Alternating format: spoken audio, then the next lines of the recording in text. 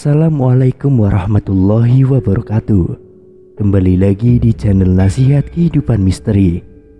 Pada video kali ini, saya akan membahas tentang tanda datangnya Sabdo Palo Nagih Janji menurut Ramalan Jayabaya di tahun 2022. Berdasarkan Ramalan Jayabaya mengungkapkan bahwa masyarakat Jawa menunggu datangnya masa Sabdo Palo Nagih Janji, kemudian kekacauan merajalela. Dari ramalan Jangka Jayabaya tersebut, masyarakat Jawa meyakini akan tiba masa di mana kekacauan banyak terjadi, yang dikenal dengan sebutan Sabdo Palo Nagih Janji. Wong Jowo wis ilang cowone merupakan ungkapan yang menyebutkan tanda-tanda Sabdo Palon yang telah moksa datang kembali untuk memomong masyarakat Jawa yang telah kekeringan spiritualitas. Ramalan Jayabaya tentang Sabdo Palo Nagih Janji dalam serat Sabdo Palon Pupuh 4 bersumpah akan muncul kembali sebagai pemomong tanah Jawa setelah runtuhnya 500 tahun kerajaan Majapahit. Apabila dihitung 500 tahun dari kerajaan Majapahit runtuh pada tahun 1478, maka ramalan datangnya masa Sabdo Palo Nagih Janji jatuh pada tahun 2020 hingga 2022. Di tahun 2022, Indonesia akan dihebohkan dengan berdirinya sebuah kerajaan yang mengaku akan memenuhi janji 500 tahun sejak keruntuhan kerajaan Majapahit. Menurut ramalan Jangka Jayabaya dalam serat Sabdo Palon, kemunculannya akan ditandai dengan beberapa kejadian alam dan sosial. Dilansir dari kanal YouTube Sentani, inilah ramalan Jayabaya tentang Sabdo Palo Nagih Janji. Meletusnya Gunung Merapi yang dijelaskan dalam Pupuh 5 dalam serat Sabdo Palon yang berbunyi, Kulo damel pratondo tembayang mami hardi Merapi yen jebluk mili lahar lindu ping 7 dino kaline banjir bandang, yang artinya saya akan membuat pertanda sebagai janji teguh saya apabila Merapi sudah meletus mengeluarkan lahar dan terjadi gempa bumi 7 kali dalam sehari serta banjir bandang akan datang.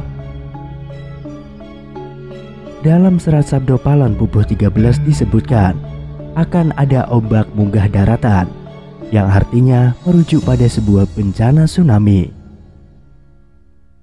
Berdasarkan Pupuh 11 dalam serat Sabdo Palon disebutkan panggeblu ingkang pinangkung lelara ngombro-ombro enjang sugeng sore praloyo, yang artinya akan datang wabah mengerikan merajalela di mana-mana. Paginya orang-orang masih hidup, sorenya banyak yang mati. Selain itu, akan ada juga kejadian sosial di mana perpolitikan akan memanas di tanah Jawa sehingga negara Indonesia menjadi carut-marut. Hal tersebut lantaran adanya egosentrisme dan eksploitasi yang makin parah. Disebutkan juga oleh Sabdo Palon bahwa moral masyarakat Jawa banyak yang rusak. Dalam ramalan Jangka Jayabaya bahwa masa Sabdo Palo Nagih Janji ini akan menimbulkan kejadian alam dan sosial yang bahkan terjadi secara terus-menerus hingga tahun 2056 berdasarkan waktu yang sudah diperkirakan. Tidak hanya tentang Pulau Jawa yang disebutkan oleh Sabdo Palon dalam ramalan Jangka Jayabaya, tapi masa Sabdo Palon meliputi satu Nusantara atau Indonesia. Itu artinya dari Sabang sampai Merauke sama-sama akan mengalami kejadian bencana alam dan sosial. Datangnya rentetan peristiwa tersebut akan terjadi secara berurutan atau silih berganti dan tidak menentu.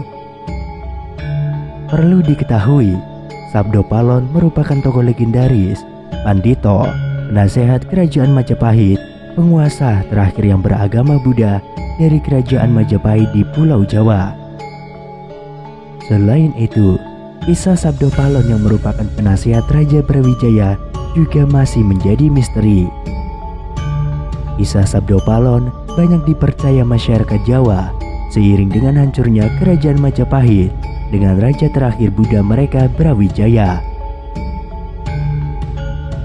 Nama Sabdo Palon juga sering dikaitkan dengan nama lain, yakni Noyo Genggong. Bahkan di Candi Cetho yang terletak di lereng Gunung Lawu, Jawa Tengah, terdapat sosok arca yang diyakini Sabdo Palon, Noyo Genggong, dan Raja Brawijaya V. Berdasarkan kisah Babah Tanah Jawi, penguasa Demak yakni Raden Fatah mengerahkan pasukannya untuk menyerang Majapahit. Saat keraton Majapahit dikepung, Raja Brawijaya lenyap tanpa jejak, yang menjadi akhir cerita dari kerajaan Majapahit. Namun, cerita tidak sampai di situ. Ada bebat lain dan tradisi yang menyebutkan bahwa Raja Brawijaya melarikan diri bersama dua abdi setianya, yaitu Sabdo Palon dan Noyo Genggong. Namun, salah seorang dari Wali Songo berhasil menyusul mereka dan mengajak raja untuk berganti keyakinan. Diceritakan bahwa Raja Brawijaya bersedia berpindah keyakinan yang membuat Sabdo Palon dan Noyo Genggong kecewa. Sebelum lenyap, Sabdo Palon dan Noyo Genggong berjanji bahwa 500 tahun lagi dirinya akan datang kembali, melenyapkan agama baru dan mengembalikan Jawa ke agama Buddha. Bahkan di dalam janjinya, Sabdo Palon mengatakan akan melenyapkan siapapun yang menolak untuk kembali ke ajaran Buddha. Janji inilah yang melegenda di masyarakat Jawa hingga saat ini. Salah satu yang diyakini sebagai pasenggerahan Raja Brawijaya, yaitu Candi Cetho di lereng Gunung Lawu, Jawa Tengah. Lantas benarkah demikian? Legenda Raja Brawijaya, Sabdo Palon, dan Noyo Genggong beserta janjinya. Namun besar kemungkinan bahwa Candi Cetho tidak berhubungan dengan Prabu Brawijaya V, Sabdo Palon, ataupun Noyo Genggong.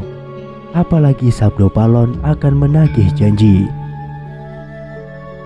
Dari apa yang telah disinggung di atas, kita telah sedikit memahami bahwa Sabdo Palon sebagai pembimbing spiritual Prabu Brawijaya V yang merupakan sosok Semar yang nyata